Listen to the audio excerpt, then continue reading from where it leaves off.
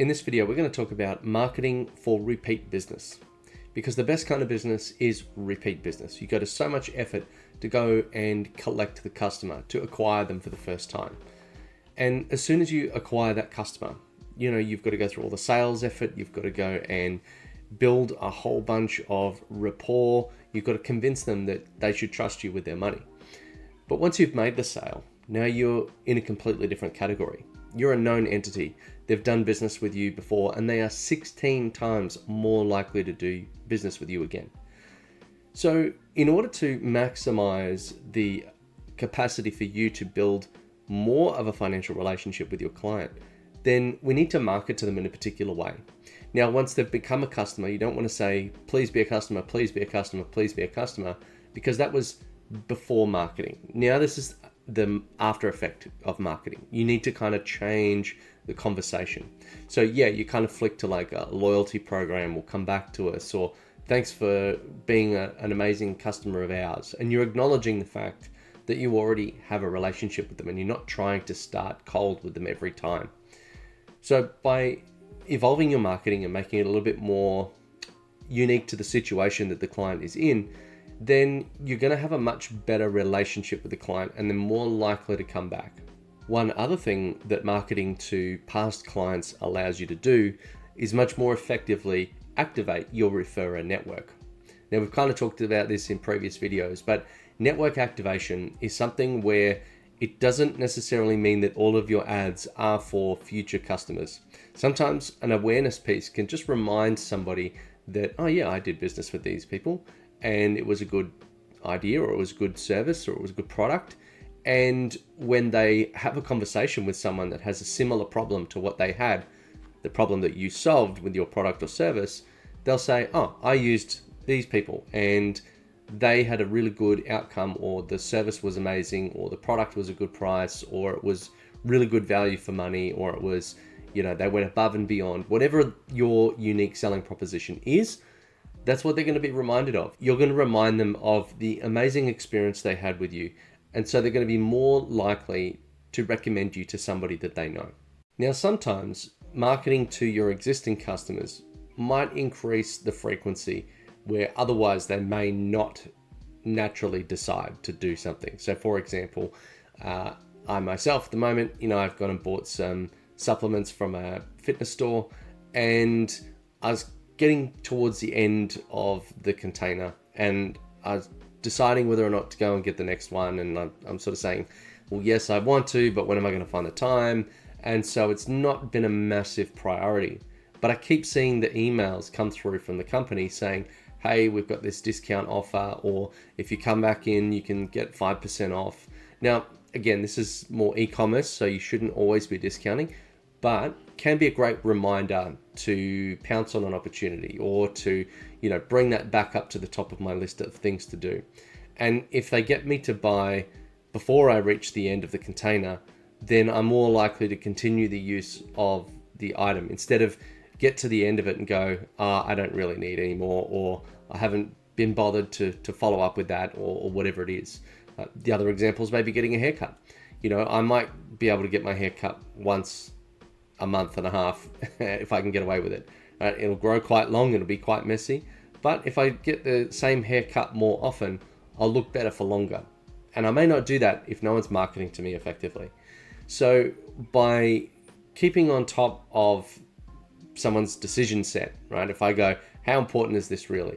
But maybe if they say, look good for that event that you've got coming up, I might go, oh yeah, I actually do have an event and I've got a bit of time before then, I'll book it in. So you're kind of creating opportunity out of thin air. Particularly if you've already got a rapport with them, it's so much easier. They've already got your contact details, or you've already got theirs, and you've already got an understanding of who their customer is, particularly if you put them in a market segment. Hairdresser example, you might have one set of marketing emails for men's haircuts as opposed to women's. You might have one set of marketing for business people as opposed to people that like a trendy haircut. So maybe the language is different, but you kind of know something about the customer. So if you observed some things, maybe you can write some things down about them. So if you've got a questionnaire in your point of sale, you could say, Or maybe even it's not a questionnaire. Maybe it's based on the product that they bought. Men's haircut, basic. Or cut and color for foils and all that sort of stuff. And so you could then create some marketing based around the products and services that have been purchased. So it allows you to segment your customer based on what was purchased rather than having the person at the counter asking a million questions or having to fill out a survey every time. Now, sometimes depending on the quality of the product or service or the price point, that could be really important. Let's just say it was a luxury hotel line. You might really want to make sure that you are documenting a whole bunch of criteria on your high net worth guest, because if you can remember who they are and what's happening with them, it's going to be so much better experience. They're going to remember that awesome place. I went to a hotel once. They remembered us all by name. All of the staff knew what we were up to, and they said, "Oh, you're going here. Do you want us to pack a lunch before you go?" And they really made us feel like everybody was invested in our experience. And that really changed the way that we thought about that. And I would definitely stay there again. I would definitely recommend it to anybody else going to this location. So learning about your customer can really help you to market so much more effectively. Now, if you're watching this, you probably already know that I do a lot of YouTube videos and I do a lot of content. And most of that is for the people that already know me or already have a relationship with me. The reason why I keep the content going is because it keeps the conversation going. It keeps reminding people that we exist, and we make most of our business through referrals. So it kind of reminds the people that already are aware of us to tell their friends about us. And so creating content is a way to market to those people very effectively without pushing the boundaries or asking them to do too much. We just keep trying to pump out value after value after value. And that's what really drives, I guess, a double or triple or quadruple sometimes referrer rate, as opposed to if we just, asked one customer and say, "Hey, do you know anybody else?" It also means that after we've implemented something for our client, that 6 months later, 12 months later, they're seeing our content, they're reminded that we exist, and maybe something we talk about triggers an idea and go, "Oh, actually, yeah, I want to address that too. We worked on this area," or "My business has changed in that period of time," or, "Now we've got more staff," or whatever it is. There's going to be an element that drives your customer to go, I should work with them again, which may not have happened if you weren't continually present in their life in some way, shape, or form.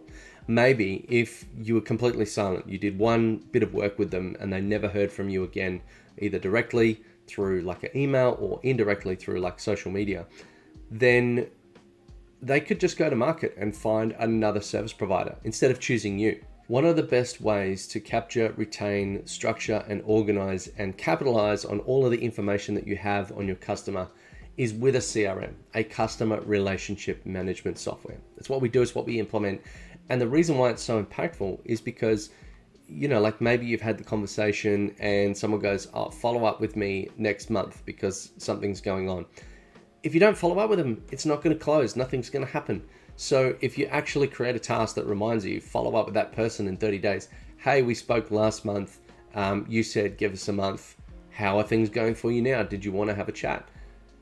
That could be the thing that just tips them over the line and says, "Yes, thank you for waiting and we really appreciate you calling back. It's been busy, it's been crazy, but we really need to address this thing. Let's work together."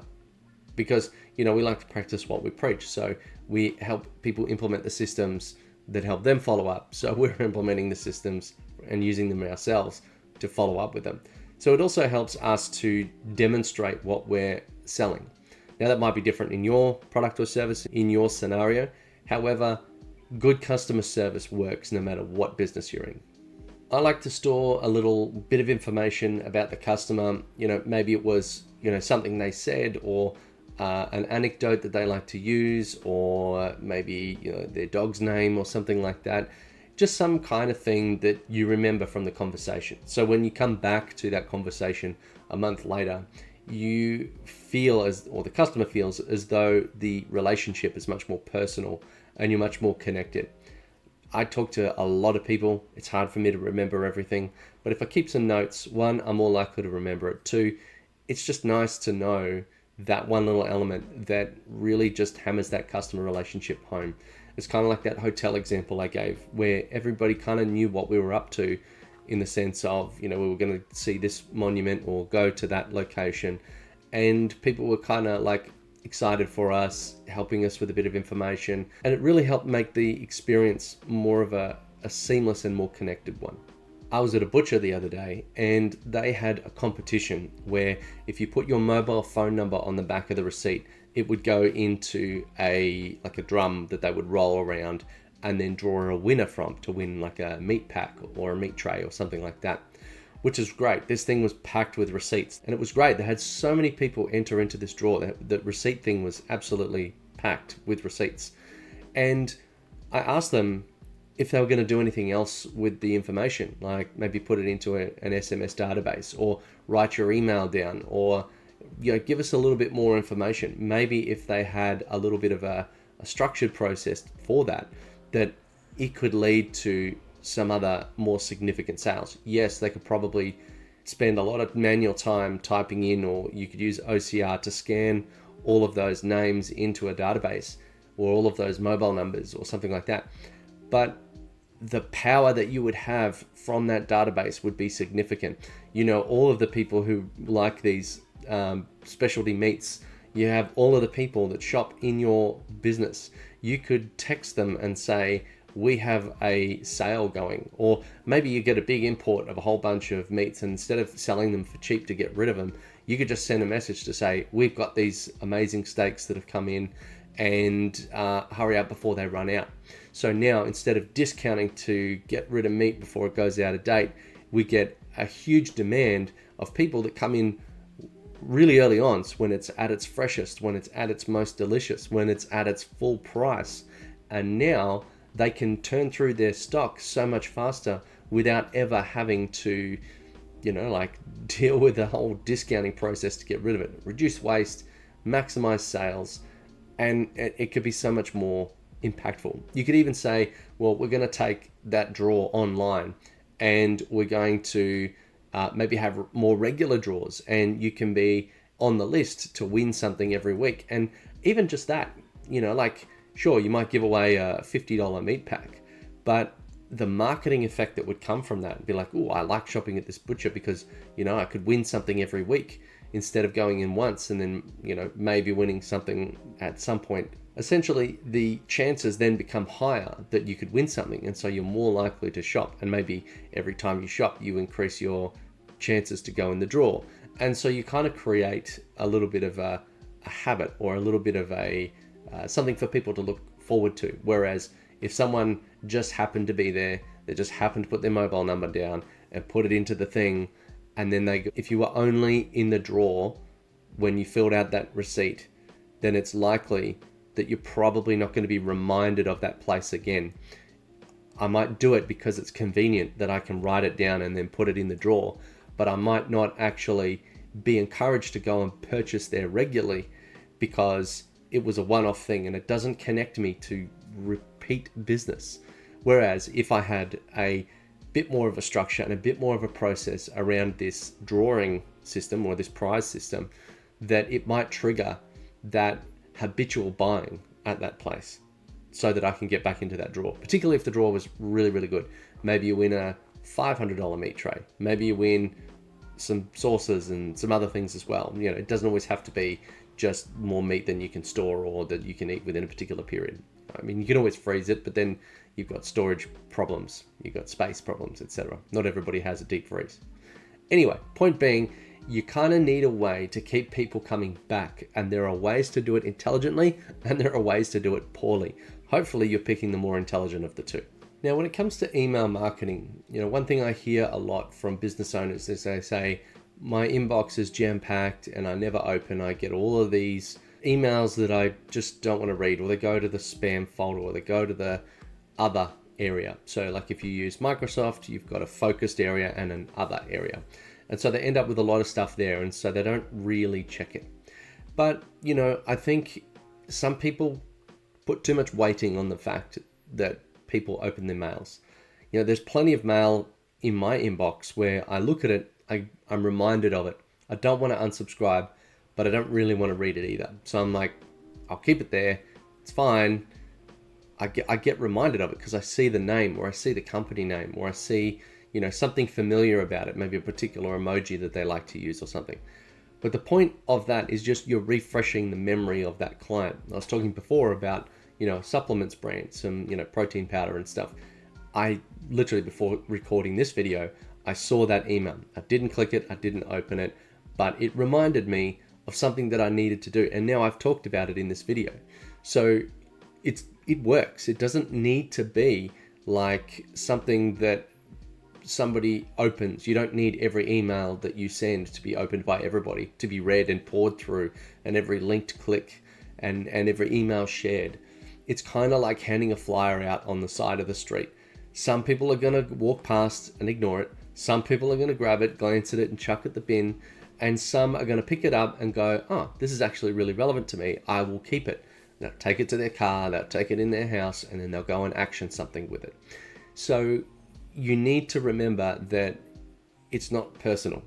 People read whatever's important to them. They're going to make a decision on that. So if you send it and they don't open it, it's not a problem. But if you don't send it and they don't ever see it, or they don't ever open it, or if they don't even see it, it's not a problem.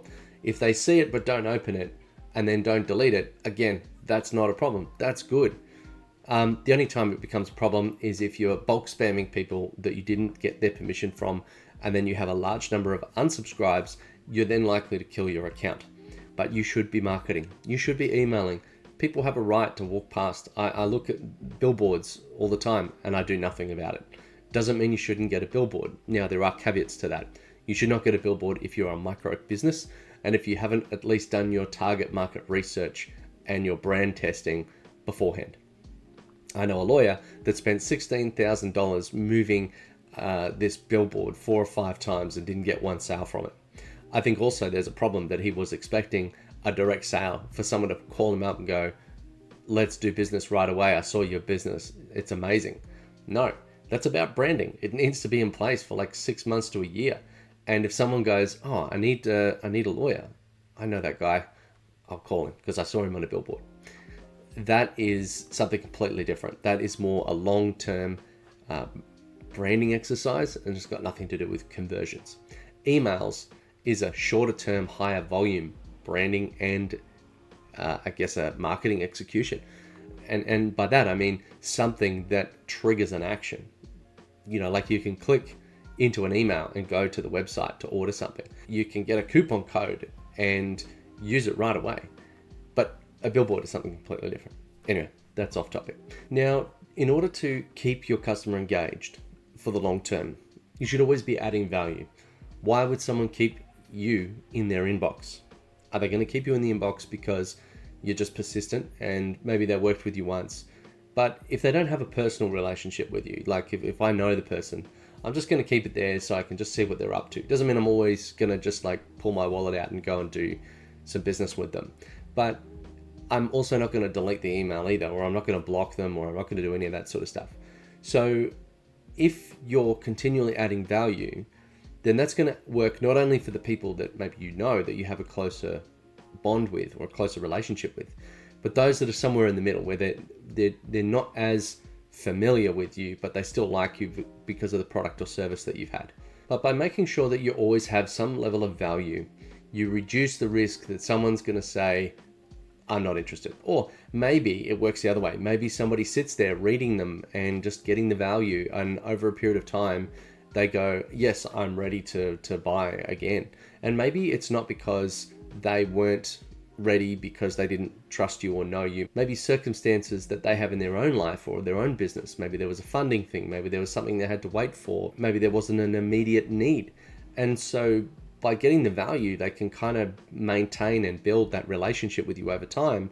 And when it becomes time for them to go and make that decision to work with you or to buy your product, that they will just go, of course, it's that one person that has been offering me tons of value for free in email or in SMS or whatever channel that you happen to be marketing with them. Now, if you run a service business, particularly if you've got an ongoing B2B service, one thing you can do is, this works particularly in the IT industry, is something like a quarterly business review.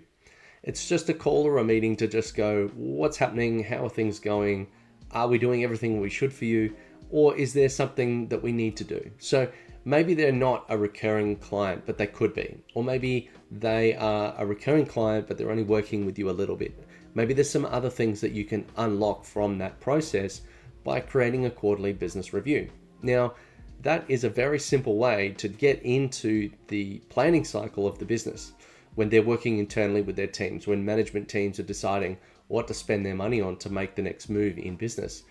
You're kind of getting into that decision cycle. And yes, it's a little bit of a sales activity, but it's also a marketing activity as well. It's just staying on top of whatever's happening. Maybe you've got your everyday or every week calls with the customer, and that's happening, on a user basis, using the IT example.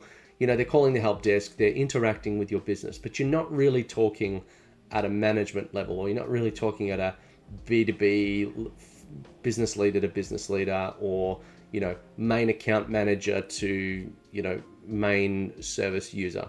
So that allows you to have a higher level conversation, to talk about what's coming up, what are the big things, what's going to move the needle for both businesses. Maybe one is you're going to help them achieve some new thing, but you're also going to make money because the service you provide is valuable and it's going to impact them positively as well as make you some money. That's why we're all in business. So having a mechanism where you can reach out to the customer can really help to unlock significant new growth, particularly when you have a type of business that lends itself to expansion. So that is how to increase your repeat business by using your marketing and sales process to unlock growth. So thank you for watching, and keep an eye out for the next course unit.